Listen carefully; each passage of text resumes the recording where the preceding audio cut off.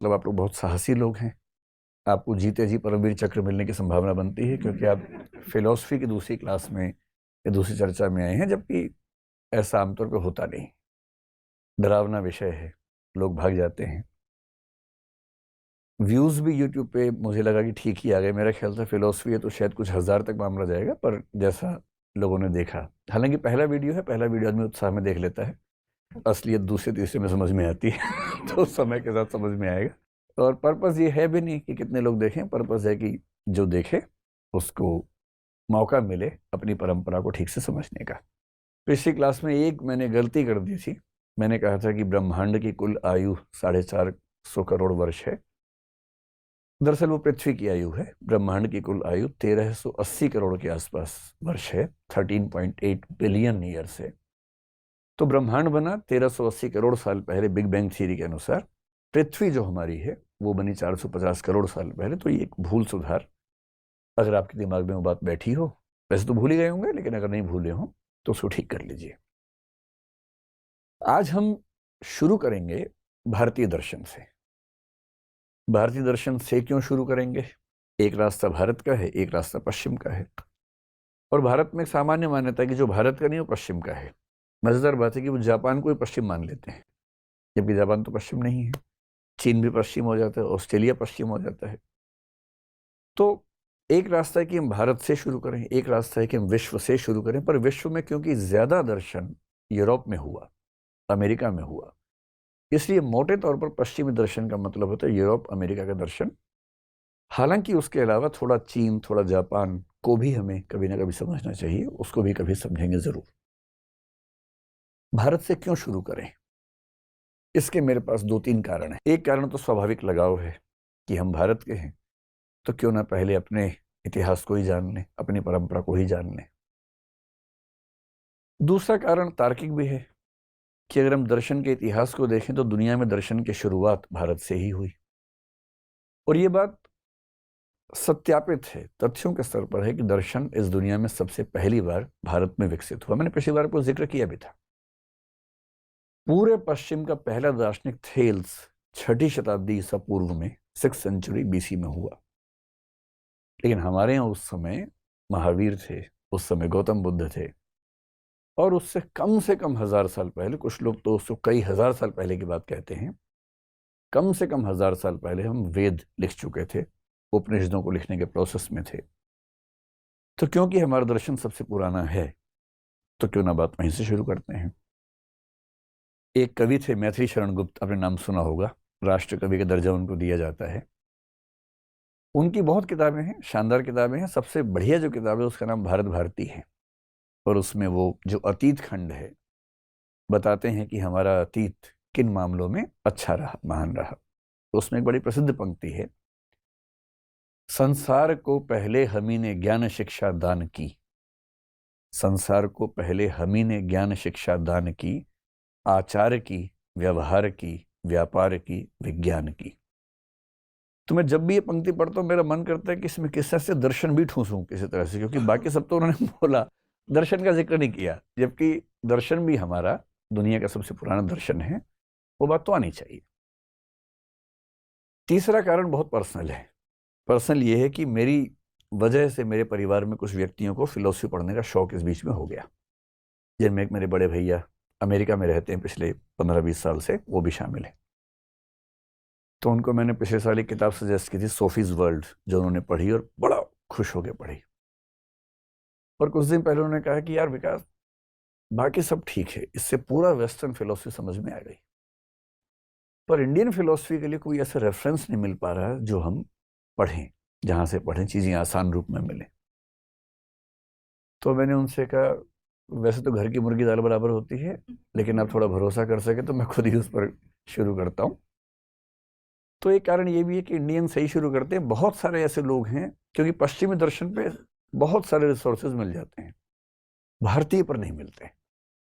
तो भारतीय दर्शन पे कुछ दिन चर्चा करके उसको समझते हैं, फिर हम पश्चिम की ओर बढ़ेंगे। देखिए, भारतीय दर्शन को समझने का मतलब क्या है, आज हम दो बातों पर गौर करेंगे। आज एक इंट्रोडक्शन रखेंगे भारतीय दर्शन का,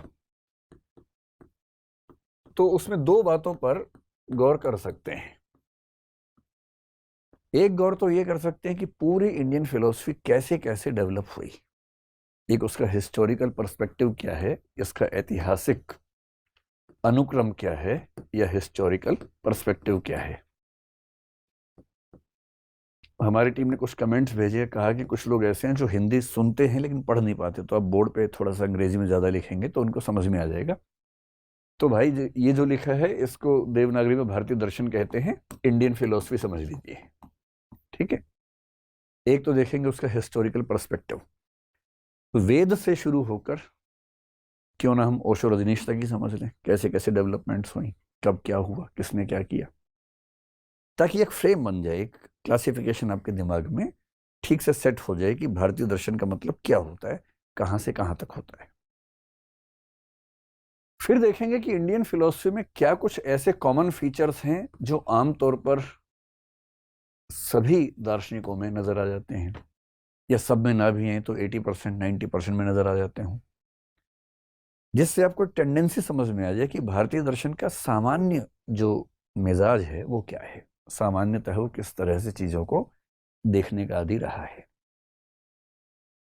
अगर मैं आपसे पूछूं कि आप किस दर्शन को मानते हैं, शायद आप बता नहीं पाएंगे, क्योंकि आप किसी को एग्जैक्टली मानते नहीं। पर आश्चर्य की बात है कि जितनी आपकी दार्शनिक मान्यताएं हैं वो सारी की सारी भारतीय दर्शन में हैं।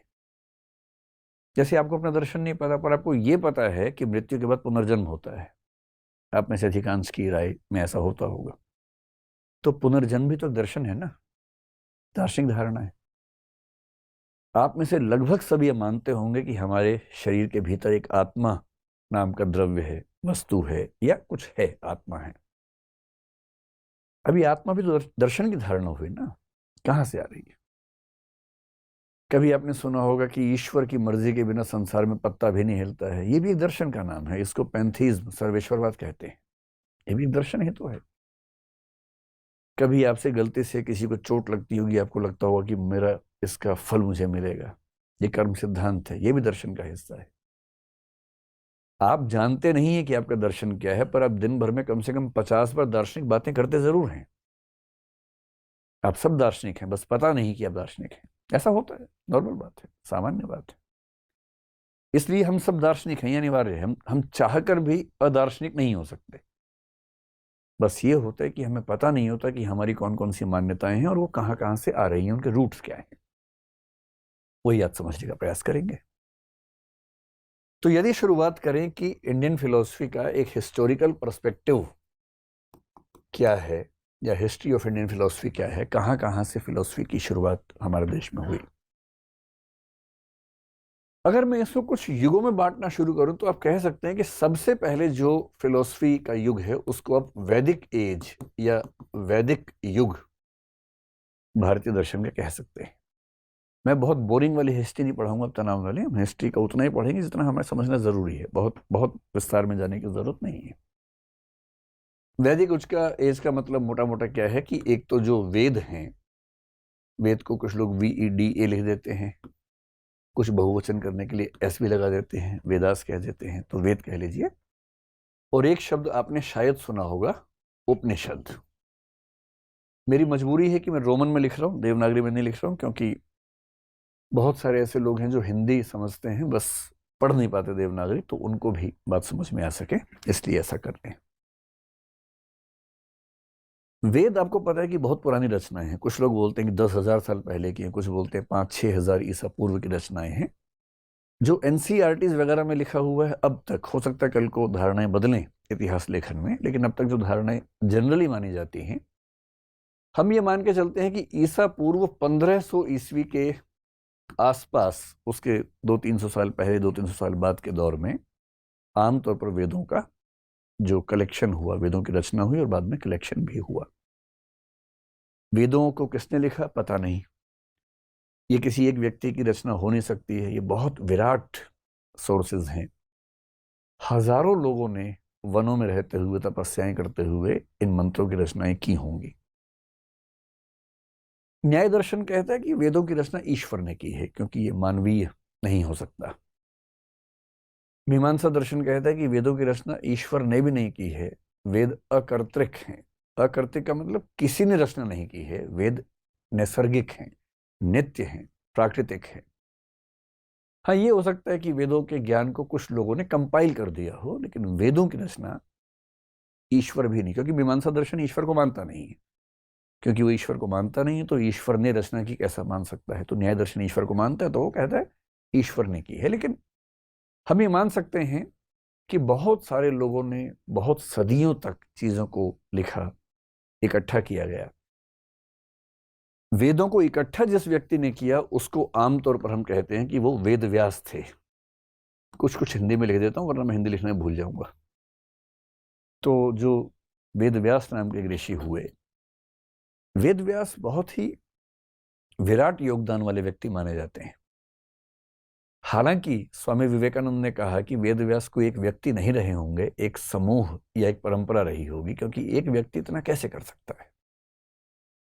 ये वो व्यक्ति हैं जिन्होंने सारे वेदों को कंपाइल किया।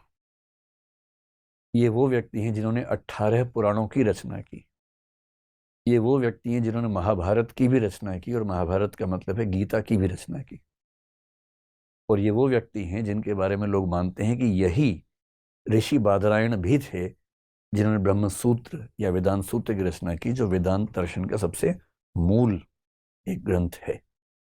हालांकि चौथी बात पे डिबेट है। कुछ लोग मानते हैं कि ये दोनों व्यक्ति एक ही व्यक्ति थे। वेद 4 हैं, आपको अच्छे से पता ही है, जिनमें से एक का नाम ऋग्वेद है, एक का नाम सामवेद है, एक का नाम यजुर्वेद है, एक का नाम अथर्ववेद है।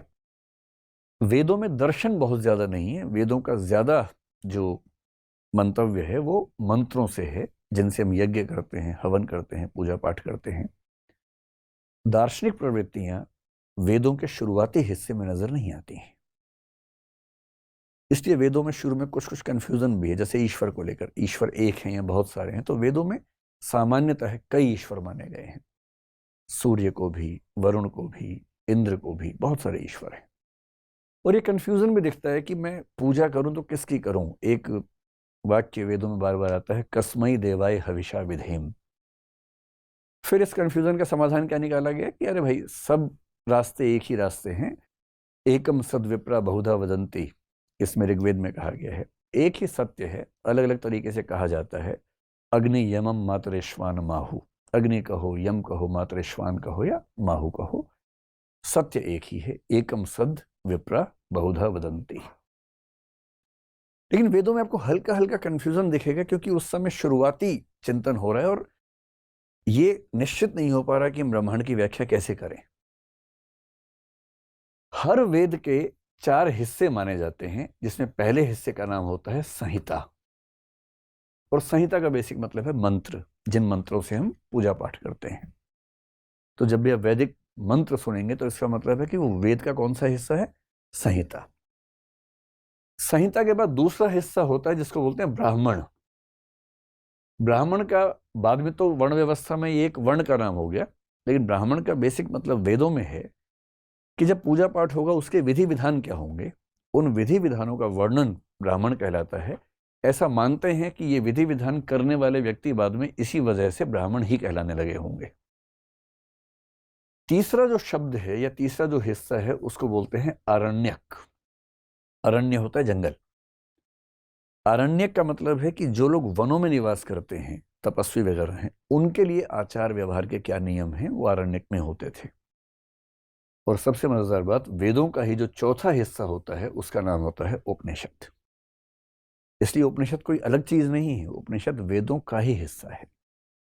बहुत सारे उपनिषद माने जाते हैं।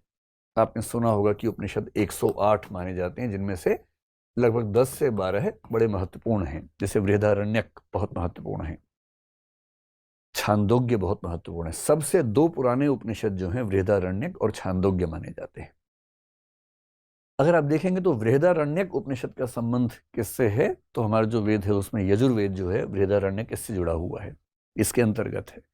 सामवेद के अंतर्गत छांदोग्य उपनिषद आपको अंतिम हिस्सा मिलेगा। और क्योंकि उपनिषद वेदों का ही अंतिम हिस्सा है, इसलिए उपनिषदों का एक नाम वेदांत भी होता है। और वेदांत का मतलब है वेदों का अंतिम हिस्सा। उपनिषद जो है ना वो है फिलॉसफी। शायद इस पूरी दुनिया में उस समय तक वैसी फिलॉसफी कोई सोच भी नहीं पाया होगा जितनी गहरी फिलॉसफी उपनिषदों में दिखती है, वेदांत में दिखती है। इसलिए अगर आपको समझना हो कि भारतीय दर्शन के शुरुआती स्तर पर दर्शन का सबसे गहरा बिंदु कहाँ दिखता है, वो क्या है? उपनिषद है। 10-12 उपनिषद बहुत महत्वपूर्ण हैं, और उपनिषदों में लगभग वो सारी धारणाएं जो आप आज मानते हैं आ चुकी थी। आत्मा होती है या नहीं, वेदों में कहीं कहीं हल्का सा कंफ्यूजन दिख सकता है, लेकिन उपनिषदों तक आते आते आत्मा निश्चित हो गई है कि आत्मा नाम की एक संरचना है। फिर एक मोक्ष की धारणा आपने सुनी होगी, जिसको लिबरेशन कह देते हैं, मुक्ति कह देते हैं। मोक्ष की धारणा भी उपनिषदों में स्पष्ट हो गई है। कहीं कहीं स्वर्ग का जिक्र आता है, लेकिन भारतीय परंपरा में मोक्ष सबसे ऊंचा आदर्श माना गया है, वो उपनिषदों में स्पष्ट हो चुका है। फिर आपने एक पुनर्जन्म यानी कि रीबर्थ नाम की चीज सुनी होगी, और भारत के लगभग सब लोग मानते हैं कि हम मरने के बाद पुनः पैदा होते हैं, और हम जो पैदा हुए हैं उसके पीछे भी हमारा जन्म रहा है। ये जो धारणा है, ये धारणा उपनिषदों में स्थिर हो चुकी है पूरी तरह से। इसलिए ये सारी की सारी धारणाएं, आत्मा हो, मोक्ष हो या रीबर्थ हो। और आपने एक शब्द सुना होगा, ब्रह्म। वेदों में बहुत सारे ईश्वर हैं, लेकिन इस बात का जवाब देना मुश्किल है कि ये अंततः एक पूरा हिरार्की ऑर्डर कैसा है, कौन है परम सत्ता जिसके तहत सारी छोटी सत्ताएं आती हैं। उपनिषद तक आते आते मान लिया गया कि एक परम तत्व है, वो ब्रह्म है। और जब आप लॉजिकली आगे बढ़ेंगे तो आपको मानना पड़ेगा कि ब्रह्म भी सगुण नहीं, निर्गुण है। निर्गुण का मतलब होता है जो निराकार है, जिसकी विशेषताएं बताना संभव नहीं होता है। नेति नेति आपने एक शब्द सुना होगा, न इति न इति। परम तत्व ऐसा भी नहीं है, परम तत्व वैसा भी नहीं है।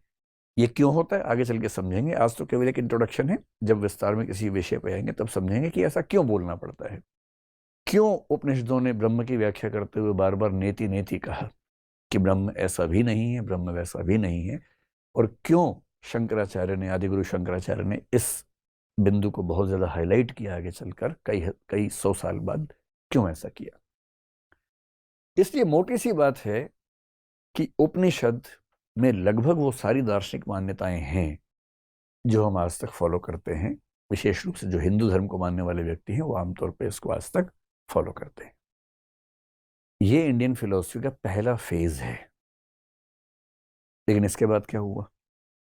इसके बाद कहते हैं कि जब वैदिक कर्मकांड काफी ज्यादा बढ़ा, तो बहुत सारे लोगों की रुचि इन चीजों से हटने लगी, और विशेष रूप से पशु बलि पर आधारित जो यज्ञ थे उनको लेकर एक सामाजिक विरोध शुरू होना हुआ। उसका कारण मानते हैं कृषि प्रधान अर्थव्यवस्था जब आने लगी, तो उसके साथ कुछ नए डेवलपमेंट्स हुए। जब हम सेकेंड टर्म में आएंगे तब समझेंगे इसको। जो सेकंड फेज है, वहां पर सेकंड और थर्ड फेज, दो फेज एक साथ समझते हैं। और भारतीय दर्शन की दो धाराएं बटी, जिनमें से एक को बोलते हैं नास्तिक दर्शन और एक को बोलते हैं आस्तिक दर्शन। नास्तिक और आस्तिक तो आपने शब्द सुने ही होंगे। नास्तिक को बोलते हैं हेटेरोडॉक्स और आस्तिक को बोलते हैं ऑर्थोडॉक्स।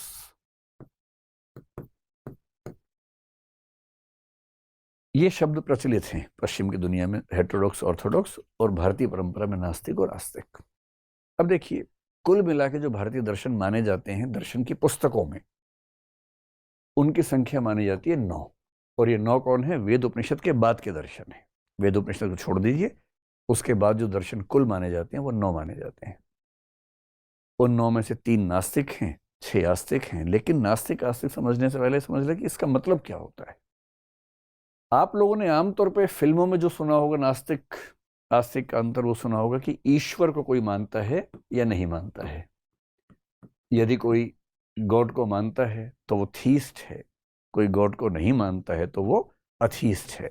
और अथीस्ट होना और नास्तिक होना एक ही बात है। अथीज्म ही नास्तिक होना है।